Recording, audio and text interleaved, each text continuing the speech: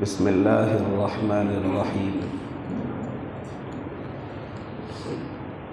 الحمد للہ رب العالمین والصلاة والسلام علی سید الانبیاء والمرسلین والملائکۃ المقربین والخلفاء الراشدین علینا وعلیہم اجمعین اما بعد اعوذ باللہ من الشیطان الرجیم بسم اللہ الرحمن الرحیم قال اللہ عز وجل فی کتابہ یا ایہا الذین آمنوا کتب علیکم الصیام کما کتب علی الذین من قبلکم لعلکم تتقون وقال النبی صلی اللہ علیہ وسلم من صام رمضان ایمانا واحتسابا غفر له ما تقدم من ذنبه ومن قام رمضان ایمانا واحتسابا غفر له ما تقدم من ذنبه وفي رواية أخرى وما تأخر أو كما قال على النبي صلى الله عليه وسلم۔ اس سے قبل کہ میں اپنی تھوڑی دیر بات رکھوں، آپ سے یہی کہوں گا کہ آپ مل کے اور اچھی طرح بیٹھیں۔ یہ جو تتر بتر ہو کے آپ چھتر بتر ہو کے بیٹھے ہیں، یہ مسجد کا ماحول، جمعہ کا دن ہے، رمضان المبارک کا اس سال کا یہ رمضان کا پہلا جمعہ ہے، بڑا مقدس دن ہے، رمضان کا مہینہ ہے۔ اب مل کے بیٹھے، صفے درست کر کے۔ جو چھوٹے بچے ہیں وہ پیچھے رہے، بیٹا آپ لوگ پیچھے رہے، آگے آ کے بیٹھے۔ ارے بھائی یہ جلسہ نہیں ہے، آپ مسجد میں بیٹھے ہیں، مل کے بیٹھے، اچھی طرح بیٹھے۔ بعد میں آنے والا کدھر بیٹھے گا جب آپ ادھر ادھر پھیل کے بیٹھیں گے تو؟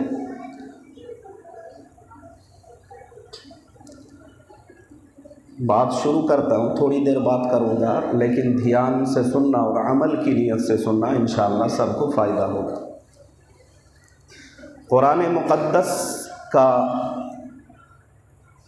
خطبۃ الجمعہ کے عنوان کے حوالے سے میں نے جو آیت کریمہ تلاوت کی ہے، اس میں اللہ تبارک و تعالی نے ایمان والوں کو خطاب کیا ہے۔ کسے خطاب کیا ہے؟ ایمان والوں کو۔ اور کون ہے ایمان والا؟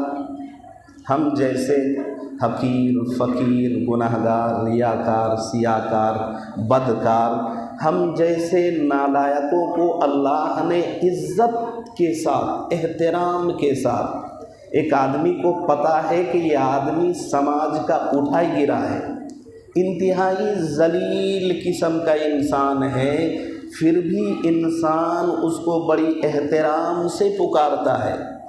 سب کو پتہ ہے کہ سماجک اعتبار سے جتنے بھی گناہ اور کرائم اور جرائم ہیں، سب میں یہ بندہ لپت ہے، ایک نمبر کا پاپی ہے، گنہگار ہے، پھر بھی کہتا ہے کہ بھائی صاحب، بڑی عزت سے کہتا ہے، تو اس کا جو سینہ ہے وہ 36 نہیں 56 انچ کا ہو جاتا ہے۔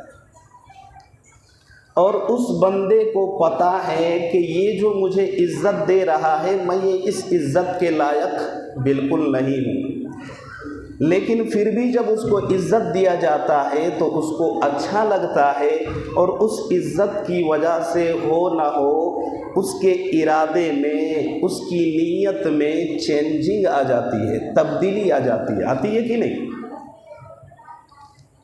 اللہ تعالیٰ نے ہم جیسے گنہگاروں کو خطاب کرتے ہوئے فرمایا اس آیت میں، یا ایھا الذین آمنوا، اے ایمان والو۔ ہم تو اس لائق نہیں ہیں، لیکن اللہ کا بڑا کرم ہے، بڑا کرم ہے، بڑا فضل عنایت ہے کہ اس نے ہم جیسے گنہگاروں کو خطاب کرتے ہوئے اس شبد کا پریوگ کیا، یا ایھا الذین آمنوا، اے ایمان والو۔ یہ سوچنے اور غور و فکر کرنے کا مقام ہے۔ پھر آگے فرماتا ہے، کتب علیکم الصیام، کہ تم پر رمضان المبارک کے مہینے کی روزے فرض کیے گئے۔ اب ایک عام ذہن رکھنے والا ویکتی سوچے گا کہ اے اللہ، سال کے 12 مہینے ہوتے ہیں، 12 مہینوں میں باقی 11 مہینے تو پورا اپنے کھانے پینے کا اجازت مرحمت فرما رکھی ہے، لیکن 1 مہینے کا ایسا آرڈر آپ نے کیوں جاری کیا، فرمان حکم کیوں دیا اپنے بندوں کو کہ صبح صادق سے لے کر غروب آفتاب تک وہ بھوکا پیاسا رہے؟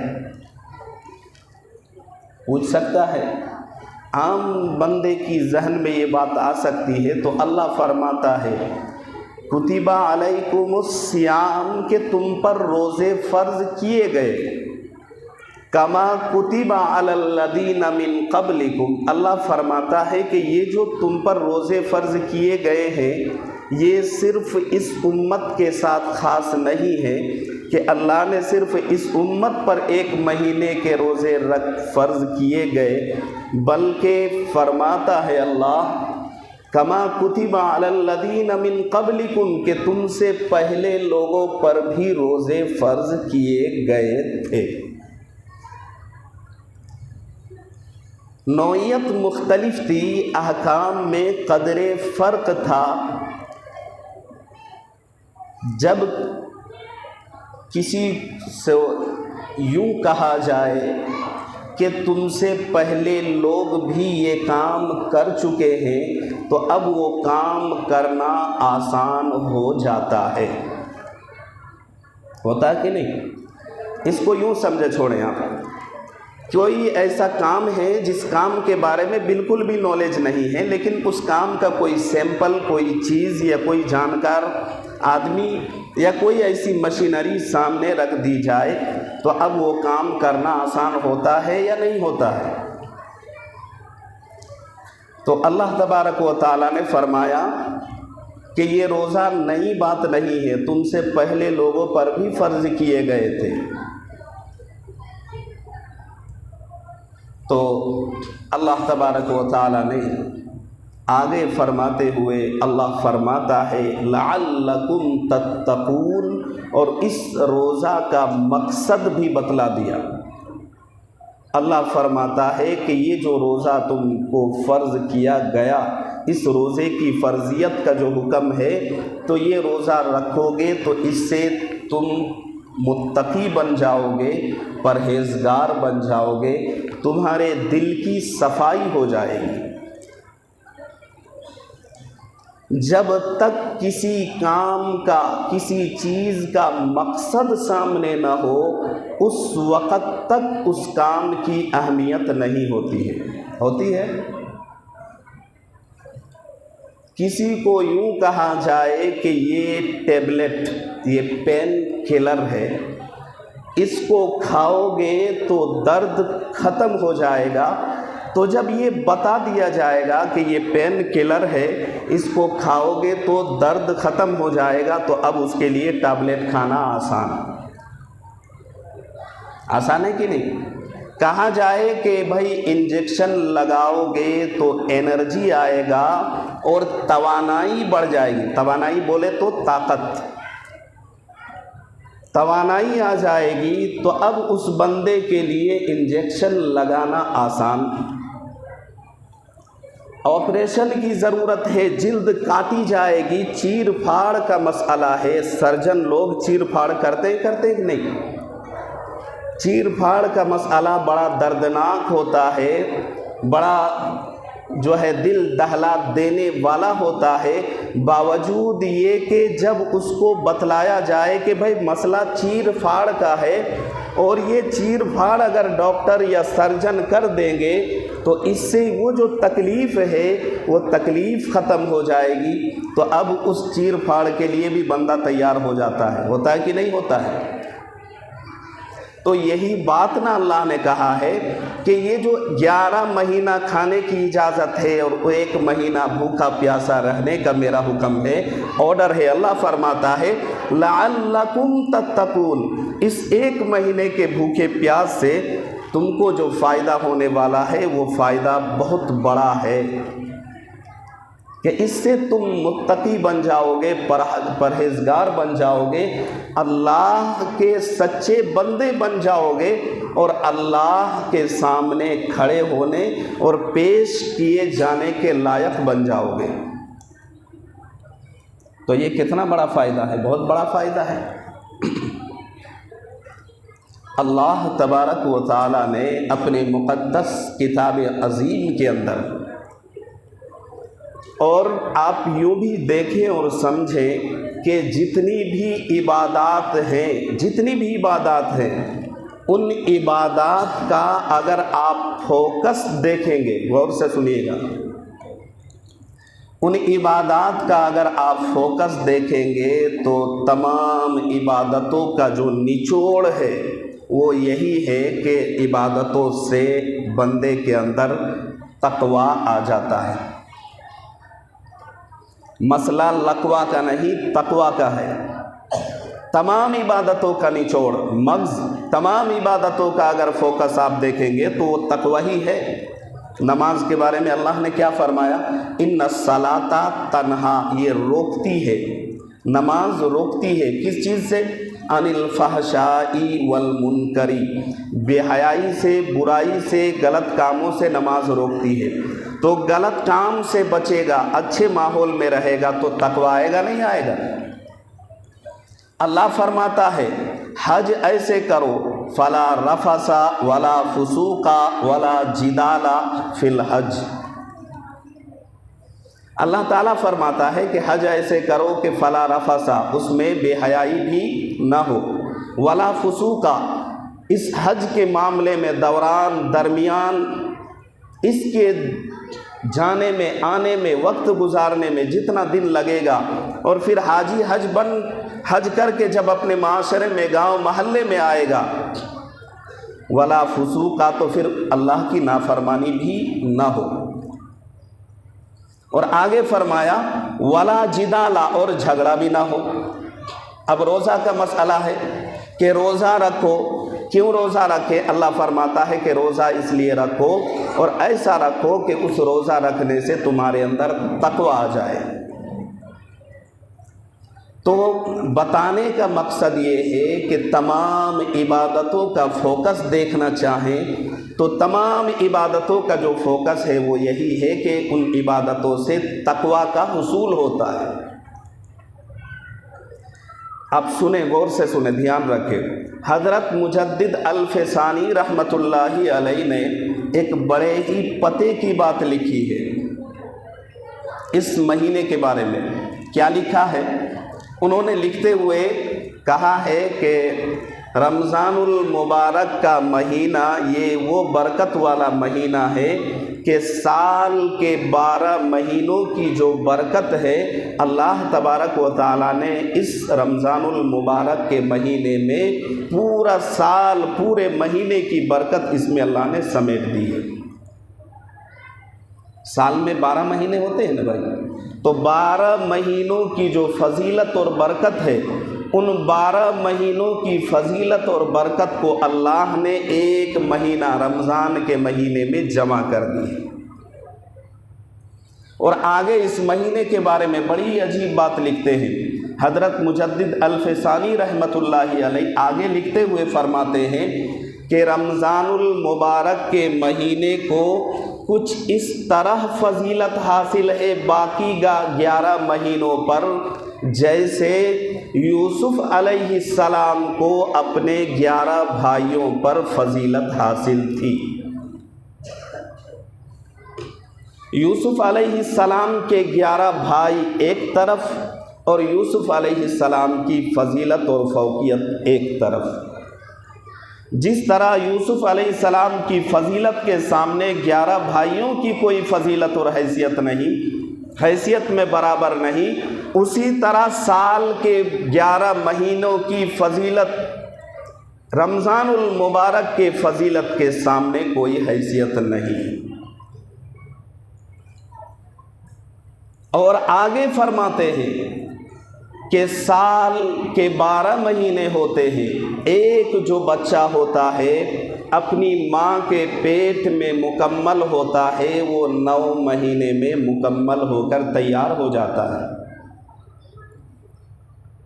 اسی طرح ایک انسان اس دنیا کی پیٹ میں 9 مہینے میں مکمل ہوتا ہے رمضان کے مہینے میں۔ کیا مطلب؟ آپ عربی اعتبار سے اگر جوڑیں گے تو محرم، صفر، ربیع الاول، ربیع الاخر، جمادی الاول، جمادی الاخر، رجب، شعبان اینڈ رمضان، 9 مہینے بنتے ہیں۔ یہ رمضان کا مہینہ اردو اعتبار سے کون سا مہینہ ہے؟ 9واں مہینہ ہے نا بھائی۔ تو فرماتے ہیں کہ ایک بچہ 9 مہینے میں ماں کی پیٹ میں مکمل ہو رہا ہے، اسی طرح ایک انسان اس دنیا کی پیٹ میں روحانی اعتبار سے، جسمانی نہیں، سمجھنے میں مغالطہ نہ ہو، روحانی اعتبار سے جو مکمل ہوتا ہے وہ 9 مہینے میں ہوتا ہے، اور وہ 9 مہینہ رمضان المبارک کا مہینہ ہوتا ہے، اس لیے کہ یہ مہینہ وہ مہینہ ہے جس مہینے کی فضیلت اور فوقیت اتنی ہے کہ اس مہینے میں اگر کوئی تھوڑا سا کھجور کا ٹکڑا بھی راہ خدا میں صدقہ کرتا ہے تو باقی 11 مہینوں میں اور سال کے 365 دنوں میں رمضان کے جو 30 دن ہیں ان کو چھوڑ کر جتنے بھی خرچ کر لے، حتیٰ کہ اس کی کوئی تعداد اور حد بندی نہیں ہے، کوانٹٹی کی کوئی مقدار نہیں ہے، جتنا بھی خرچ کر لے اس مہینے میں ایک ٹکڑا کھجور اور پنیر خرچ کرنے کے برابر کی فضیلت نہیں ہو سکتی ہے۔ یہ اتنا مقدس اور محترم اور فضیلت والا مہینہ ہے۔ لکھنے والا آگے بہت ساری باتیں لکھتے ہیں، اور وہ یہ ہے کہ رمضان المبارک کا یہ جو مہینہ ہے، چونکہ رمضان کا معنی ہی ہے جلا دینا۔ سمجھ میں آ رہی ہے؟ رمضان کا کیا معنی ہے؟ جلانا۔ ماچس لگا کے جلاتے ہیں نا بھائی، آگ سلگائی جاتی ہے اور پھر سے آگ لگتی ہے، اور جہاں آگ لگتی ہے تو جتنی چیزیں ہوتی ہے سب کو جلا کر خاک کر دیتی ہے۔ تو یہ رمضان کا معنی ہے جلا دینا۔ یہ رمضان اپنے رکھنے والے کو، روزے داروں کے گناہوں کو جلا کر ختم کر دیتا ہے اور ایمان کو جلا دیتا ہے، یعنی گناہوں کو جلاتا ہے اور ایمان کو جلاتا ہے۔ تو جلانا اور جلانا میں صرف ایک زبر اور زیر کا فرق ہے، لیکن سننے میں زبر زیر کا فرق ہے، مطلب میں بہت بڑا فرق ہے۔ آپ جلانا اور جلانا کو سمجھ سکتے ہیں کہ اس کا مطلب کیا ہے، سمجھتے ہیں کہ نہیں؟ ہم کہتے ہیں کہ اللہ مارتا بھی ہے، اللہ جلاتا بھی ہے۔ کیوں کہتے ہیں؟ کہ مارنے کے جو ضد ہے وہ جلانا ہے، یعنی جس طرح دن کا ضد رات ہوتی ہے، گرمی اس کی ضد جو ہے نا ٹھنڈک ہے، اسی طرح جو ہے جلانا، مارنا کے ضد جو ہے وہ جلانا ہے، یعنی جلانے کے مطلب زندہ کرنا، بڑھانا، اس میں ہوا دینا۔ تو یہ رمضان، اس کا معنی جلانا، تو رمضان اپنے گناہوں کو جلاتا ہے اور ایمان کو جلاتا ہے۔ اب سمجھنے کی بات یہ ہے کہ جس بندے کا رمضان اس کے گناہوں کو نہ جلائے، جس بندے کا رمضان اس کو اللہ کی نظر میں پسندیدہ اور محبوب نہ بنائے، جس بندے کا رمضان اس کو متقی اور پرہیزگار نہ بنائے، جس بندے کا رمضان اس کو اس مہینے میں عبادت کرنے کے بدلے میں اللہ اپنے فضل سے اس مہینے کی برکت سے بخشش کا پروانہ نہ دلائے، اس بندے کا رمضان کوئی رمضان نہیں ہے۔ کیا ہے اس بندے کا رمضان؟ کہ اتنا مقدس مہینہ کہ اللہ جس طرح موسلا دھار بارش ہو اور کوئی بندہ اس بارش میں چھت وغیرہ بنا دے یا اوپر ٹینٹ لگا دے اور کہے کہ بھائی کہاں بارش ہو رہی ہے، ہمیں تو بارش کا احساس نہیں ہے، تو اس بندے سے زیادہ بیوقوف کوئی نہیں ہے۔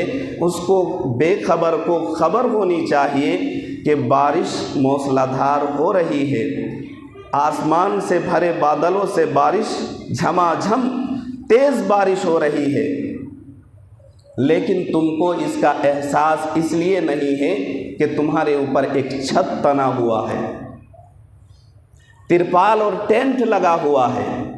تو بعین ہی اسی طریقے سے یہ رمضان المبارک کے مہینے میں اللہ موسلا دھار رحمتیں برساتا ہے۔ اب اگر کوئی چاروں طرف سے اپنے آپ کو بند کر لے تو کیا اس کو خاک رحمت ملے گی؟ بتائیے۔ اللہ تو اعلان کرتا ہے، کوئی ہے جو مجھ سے مانگے میں اس کو اتنا دوں گا کہ وہ کہے گا بس بس۔ اللہ فرماتا ہے اور اعلان کرتا ہے، کوئی جو مجھ سے اس مہینے میں میری عبادت کر کے مجھے راضی کر لے، میں اس سے راضی ہو جاؤں گا، اور جس سے میں راضی ہو جاؤں گا ساری دنیا اس کے قدموں میں ہوگی۔ اب اگر کوئی اللہ کی اس پکار کو، اللہ کی اس محبت کو، اس عنایت کو اگر کوئی نہ سمجھے، کوئی آگے بڑھ کے نہ چومے، اس حکم کو آنکھوں سے اور گلے سے اور سینے سے نہ لگائے، تو بندے کی غلطی ہے، اللہ کی نہیں ہے۔ اب سوچیں آپ، جیسا کہ میں رات میں بتایا تھا کہ اس مہینے میں اللہ تبارک و تعالیٰ کی رحمتیں کتنی ہیں کہ اگر اس مہینے میں ایک کوئی فرض پڑتا ہے تو 70 فرضوں کے برابر ثواب دیا جاتا ہے۔ سوچ سکتے ہیں یہ کتنی بڑی بات ہے۔ میں یہ کہتا ہوں کہ یہ جو ہے نا گولڈن چانس ہم کو ملا ہوا ہے اللہ کو راضی کرنے کے لیے، نیکیاں کمانے کے لیے، نیکیاں کما کے اپنے گناہوں کو دھو کے اللہ کے سامنے کھڑے ہونے کے لائق اپنے آپ کو بنانے کے لیے یہ ایک مہینہ سارے بندوں کو ملا ہے۔ اللہ کے نبی علیہ الصلاۃ والسلام رمضان المبارک کے مہینے سے پہلے ہی 2 مہینہ پہلے دعا مانگتے تھے چاند نظر آنے پر کہ اے اللہ ان مہینوں میں برکت عطا فرما، اور تو اپنے فضل سے، رحمت سے اے اللہ رمضان کے مہینے تک پہنچا دے۔ بالآخر کوئی بات تو ہوگی جس کی وجہ سے آپ علیہ الصلاۃ والسلام دعا فرماتے تھے کہ اے اللہ ہم کو رمضان المبارک کے مہینے تک پہنچا دے۔ اس لیے دوستو بزرگوں، ہمیں سمجھنا ہے اس مہینے کی ایک ایک لمحہ کو، ایک ایک منٹ کو، ایک ایک سیکنڈ کو ہمیں گنوانا نہیں ہے۔ نہ نماز چھوڑ کے گنوانا ہے، نہ گالیاں بک کے گنوانا ہے، نہ دوسرے کی ماں بہن کر کے گنوانا ہے، نہ آنکھوں کی بد نظری کر کے اس مہینے کی حرمت کو پامال کرنا ہے۔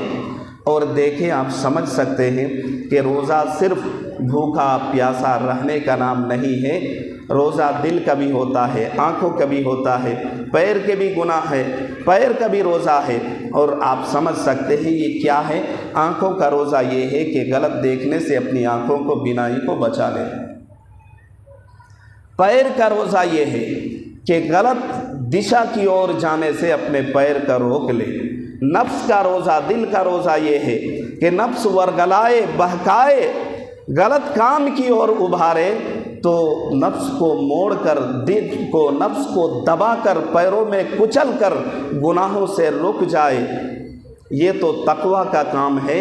اور نفس میں غلط چیز ابھارے اور وہاں سے رک جائے، یہ ہے نفس کا اور دل کا روزہ۔ تو ان تمام چیزوں سے، برکات سے بچنا ہے، گناہوں سے، خرافات سے بچنا ہے، اور برکات کا حصول کو سمجھنا ہے۔ چوک میں، چوراہوں میں، یہاں وہاں بیٹھ کر دوسرے کی گلا شکوہ کر کے اپنے روزے کو ضائع نہ کریں، خدا کے لیے، خدا کے لیے، ورنہ یہ ہوگا کہ غیر بھی بھوکا پیاسا رہتے ہیں، ہم بھی بھوکا پیاسا رہیں گے، اس میں اور ہمارے بھوکے پیاسا رہنے میں کوئی بہت بڑا انتر اور فرق نہیں ہوگا۔ تو اس کو سمجھنا ہے۔ اور سحری کے حوالے سے ایک حدیث جناب محمد رسول اللہ صلی اللہ علیہ وسلم فرماتے ہیں تسحروا کہ تم سحری کرو، اگر سحری کرنے کا من نہ کرے، جی نہ کرے، دل نہ کرے، نیند آتی ہے، آنکھوں میں خمار ہے، نیند آ رہی ہے، بندہ سویا ہوا ہے، دل نہیں کر رہا ہے، اس موقع پر اللہ کے نبی علیہ الصلوۃ والسلام فرماتے ہیں تسحروا، پھر بھی اٹھ کے سحری کرو، فإن فی السحور برکۃ، اس لیے کہ سحری کرنے میں اللہ نے برکت رکھی ہے، سحری کے کھانے میں۔ اب اس سے آپ اس کو لازم نہ سمجھ لیں کہ اگر کسی نے سحری نہیں کیا تو اس کا روزہ نہیں ہوگا، ایسی بات نہیں ہے۔ کتنوں بار ایسا ہوتا ہے کہ بندہ سحری نہیں کرتا ہے پھر بھی اس کا روزہ ہوتا ہے، نیکیوں میں بھی کوئی کمی نہیں ہوتی ہے، لیکن یہ جو برکت آپ علیہ الصلوۃ والسلام نے کہا ہے وہ برکت یہ ہے کہ ایک بندہ سحری کھا کے روزہ رکھے گا تو بنسبت اس کے جو بغیر سحری کھائے روزہ رکھتا ہے تو اس کو کمزوری ہوگی، ویکنیس کا احساس ہوگا، اور جو کھا کے رکھے گا اس کو کمزوری اور ویکنیس کا احساس نہیں ہوگا۔ بشاشت کے ساتھ، حساس کے ساتھ وہ بندہ اپنے روزے کو مکمل کر لے گا، بنسبت اس کے کہ جو کھائے گا نہیں، سحری نہیں کرے گا اور روزہ رکھ لیتا ہے تو 4 بجتے بجتے اب وہ گن گانا شروع کر دیتا ہے، رونا شروع کر دیتا ہے کہ سحری نہیں کیے ہیں، آج تو پیاس سے ہماری جان نکلی جا رہی ہے، بھوک سے مرنے والے ہیں، جان نکلنے والی ہے۔ تو آپ نے فرمایا کہ اس میں برکت ہے، یہ بہت بڑی برکت ہے۔